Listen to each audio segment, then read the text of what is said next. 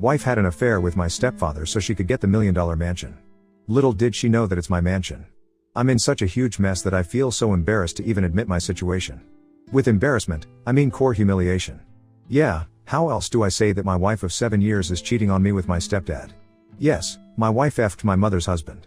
I'm 38M, married for 7 years to Celia, 38F. Our relationship has been very normal with our share of ups and downs. The downs were mostly because my wife felt I was too attached to my mom. Yeah, she called me mama's boy. Now, I'm not going to defend that because my mom is no longer alive. She passed away 2 years back. I'm glad that I was able to love her the way she deserved. She has single-handedly raised me and given me the best of everything she could and beyond her means. My mom was a single parent to me until 10 years ago until she met Andrew. Andrew was a divorcee in his early 50s when he married mom. I don't know what my mom saw in Andrew that she married him after being single for 2 decades. Andrew was non-existent to me when mom was here. I used to visit her twice a week, but my conversation with Andrew didn't go beyond formal greetings and a smile. I don't know why, I was just not able to accept him as a father figure, but I never showed this to mom. I was happy that she got a companion in her last days of life. And after her demise, there was no question of Andrew's existence in my life. I didn't even meet him after my mom's funeral. Though he was still living in my mom's house, he became a matter of concern for me when I found him sitting with my wife with his arms wrapped around hers. It wasn't a friendly or elderly embrace. I didn't like the body language, or rather I should say their chemistry. It was also weird because of our family dynamics. Like I mentioned, I was never close to my stepdad, and neither was Celia close to him, so seeing such kind of comfort between them was very uncomfortable for me. I was in my car and they were sitting in a roadside cafe. I had left the office early that day to meet one of my old friends. The place where I saw them is far from my house and even my office. I usually don't go to that area. I went to meet my friend, but I was distracted most of the time. My friend kept asking me if something was bothering me. I just said it was just about impending work. How do I tell him what I saw on my way? I went home. I didn't think but confronted Celia that I saw her with Andrew. She turned pale and was lost for words. Then she was like, "Yeah, I met him for lunch." I asked her why all of a sudden.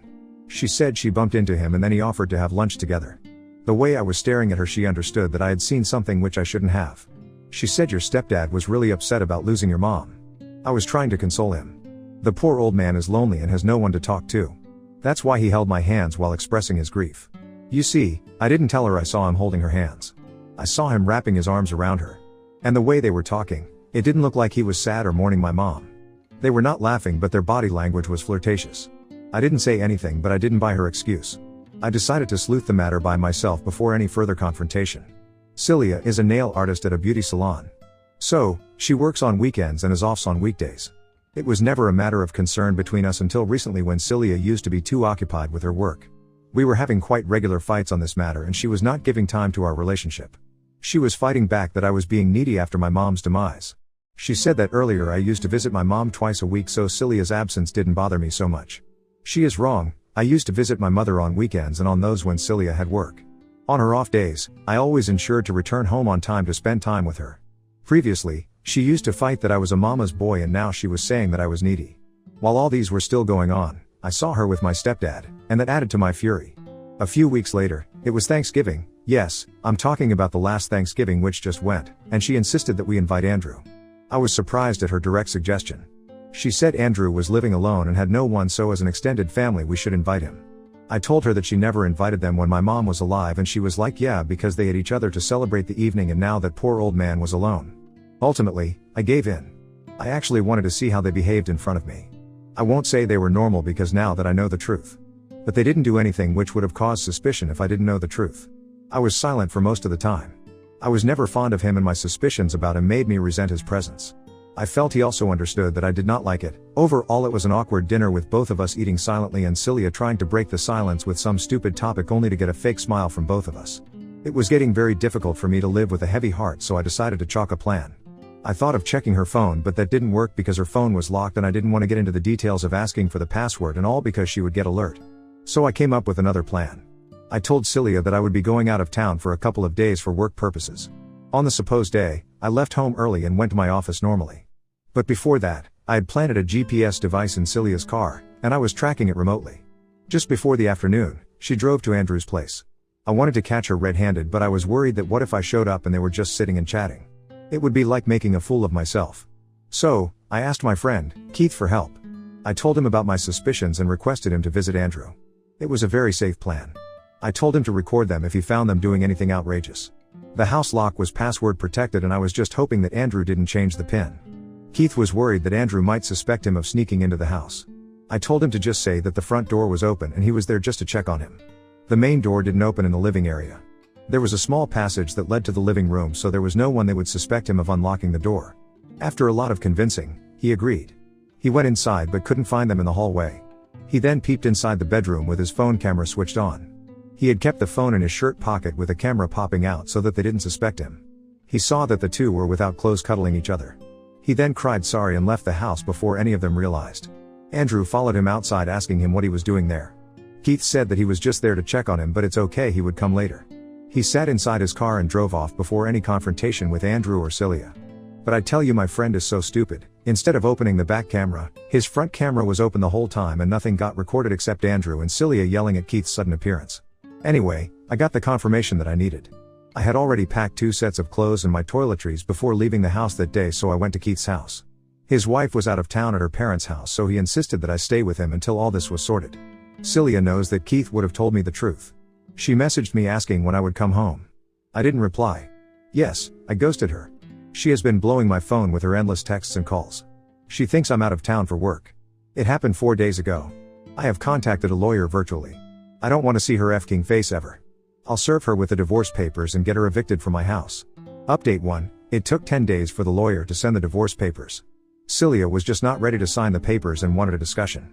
My lawyer suggested that we go for an out-of-court settlement if possible because that would substantially reduce our time and money. See, I'm a sales guy with a regular job. I have a certain limit in funds that I spend on lawyers and also limited leaves to attend the court case. So I agreed to a meeting in the lawyer's presence. But when I went for the meeting, she insisted on having a private conversation with me. I resisted, but my lawyer asked me to go for it but not say or commit to anything which she demanded. He laid out a certain framework to keep my meeting within it. Like no touching, no hugging, no confessions and all. I felt disgusted at her presence. She tried to hug me but I pushed her away. She said it was all a misunderstanding. After reading so many cheating stories on Reddit, I know what all cheaters say.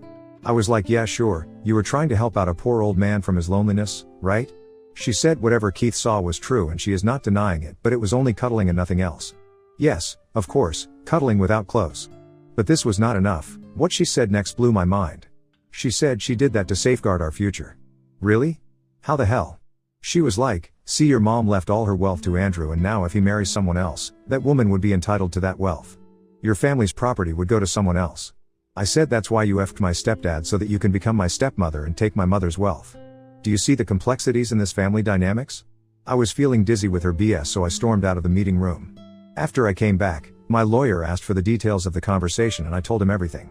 He cracked up for a moment, but he was interested in knowing about the inheritance my mother had left. My mom had left a house that she had inherited from her uncle. It was a huge mansion way beyond my means. Interestingly, Celia always had an eye on that mansion. After our marriage, she even insisted that we move into the mansion. I was happy that Celia wanted to move in with my mother, but no, Celia wanted mom to move out to my apartment and we took up her mansion, but I denied it. It was her house and why should she leave? Celia said that you are the only son of your mom, so that house would come to you, so why not move in there right now? This led to frequent fights between us, so one day I just lied to her that mom had willed that house to Andrew. And you see, what price I had to pay for that lie. Celia went after my stepdad so that she could have the house. There was one more information that Celia didn't know. After mom's demise, I didn't transfer the ownership of the house to my name. I wanted Andrew to live there until he wanted to. By transferring it to my name, it would be like, he was living in my property and I'm sure he was not going to like it. Also, the name transfer is expensive and I was running short of money during that time. So I let it be. And glad I did not transfer it because Celia would have been entitled to half of the property during our divorce. Or probably she wouldn't have effed Andrew in that case, I don't know. But a cheater is always a cheater in any situation. Yeah, my mom had willed that house to me, but Celia didn't know that. Celia wanted me to have second thoughts about the divorce. She said that she would soon lure Andrew to gift her that house. And if I don't divorce her, the mansion would be ours. I laughed at her proposal and said no, thank you for the offer, good luck for your mansion. She smirked and said you're losing a lot by this divorce. I smiled and said I don't give a FCK. I don't know if she was really that dumb always or if was she just acting to save her ass from the humiliation, but I don't care. Celia knew that I had no substantial wealth except for the savings in our joint account, which was split and divided between us. I'm feeling so relieved after the divorce was finalized. Any moment if Celia got to know the truth about the ownership of the mansion, she would have never divorced me, and I cannot share my mom's inheritance with that WH. Celia dug her grave by confessing her intentions behind dating Andrew. Because I was going to use that against her to drive Andrew away from her life. I saw Andrew picking her up from the court and assisting her with all legal matters during our divorce. I was just waiting for the divorce to be over to burst her bubble and then see her reaction. Now that it is done, the next I'm going to do is destroy my love, Celia. Update 2. After my divorce was finalized, I texted the details of Celia's confession to Andrew. He was like, "You know that your mom has willed this mansion to you?" I said, "Yeah, I have her will, but Celia doesn't know and she is going to ask you to give the mansion to her." I was not doing any good service to him by revealing the truth. I just wanted to burst Celia's bubble. The poor girl was dreaming of having my mom's mansion. Andrew told me that of late Celia was indirectly asking him regarding his will and who was going to get his inheritance, but he never understood her intentions because he didn't have any wealth to his name. I didn't want to have any bro code with Andrew, so I left the conversation in that note. After a while, I got a call from Celia. Usually, I wouldn't have responded to it, but this time I did because I knew what it was about. She was yelling from the other end, "Why didn't you tell me that your mother had willed the house to your name? I was elking this old man's ass, quite literally, to safeguard your property, and you $1 destroyed me instead." I was just laughing at her abuses because it was coming out from a place of hurt. I said, "Thank you so much and good luck with your elking game." I hung up the call and blocked her. A few days later, she called me again from an unknown number, maybe from her friends or colleagues. She told me that Andrew had broken up with her. Somehow he got to know that she was with him just for the inheritance, and now when the truth came out, he dumped her. He called her a greedy WH. She was abusing him and said she was trying to help him cope with the loneliness, yet he turned against her. I don't know why she was still trying to pose herself as a pious woman when her truth had already come out. I sarcastically replied that yes, UFCK everyone selflessly and only for the other's good, you have no underlying intention. She said she was with Andrew for my sake so that she could get the mansion for me, and now she is saying that she was trying to help Andrew cope with the loss and loneliness. Wow. Such a pure soul she was. She didn't give up there. She tried all means to contact me, pleading with me, sometimes gaslighting me to get back together. She showed up at my house, my office, and even at some of the regular public places I went. Yeah, it's so unbelievable that she showed up at my gym and tried to corner me to speak to her. It was a hell lot of nightmare, but I ignored her as if she was just a stranger to me. Technically, she was a stranger because our divorce was over. Update 3. I thought that this saga was over, but my past popped out as soon as I changed the ownership of the mansion to my name. God knows what was her obsession with the house. I mean, yeah, it's understandable. Who would not want $1 million mansion to their name? But I don't know how long it would take for her to accept the reality. After 6 months of my divorce, I decided to transfer the mansion to my name. As I wrote earlier, I wasn't doing it until then because I didn't have enough savings to spare for that ownership transfer. Now that I was divorced and my expenses were reduced substantially, I was able to save up the transfer amount in 4 to 5 months. Before applying for the transfer, I informed Andrew about it. He was anyway not living in that house anymore after I got to know about his affair with Celia. I didn't ask him to vacate though, but he responded that he would take away his remaining belongings from the house, and he did that. He made me the admin of the locking system of the house. It took a couple of months for the paperwork to be ready, and meanwhile, I got it painted. The lawn and the pool were also not maintained for a long time, so I got all of them cleaned. I was NC with Celia, and as per the last conversation I had with her, Andrew had also broken up with her, so I was perplexed when she showed up at the mansion during one of the cleaning days. I wasn't there, and the cleaning manager called me that a woman had come down and she was roaming around in the house. They tried to stop her from entering, but she told them she was my wife. Haha, yeah, but the way she was feeling the walls and interiors of the house, they suspected her to be a trespasser. Indeed she was, and I told them to kick her out, and I had no wife. They did as told and then gave me a confirmatory call that the woman was out of the house. No prize for guessing if she showed up at my house. Yes, she did. She was crying and wailing that I had abandoned her when she did no wrong and that her intentions were pure. I told her to seek therapy and that she needed to check out a mental hospital instead of my house. She wanted me to let her inside the house and have a conversation, but I didn't. I closed the door on her face. Indeed she was, and I told them to kick her out, and I had no wife. They did as told and then gave me a confirmatory call that the woman was out of the house. No prize for guessing if she showed up at my house. Yes, she did. She was crying and wailing that I had abandoned her when she did no wrong and that her intentions were pure. I told her to seek therapy and that she needed to check out a mental hospital instead of my house. She wanted me to let her inside the house and have a conversation, but I didn't. I closed the door on her face. I have also taken a restraining order against Celia on my mansion property. The chances of her sneaking into that place or vandalizing it were low because she had not been violent yet. Still, I didn't trust her, and I had to do this to safeguard the interest of the new tenants of that house. I don't want Celia to trouble them unnecessarily. It has been smooth until now, and I hope I don't have to make any further updates on this thread.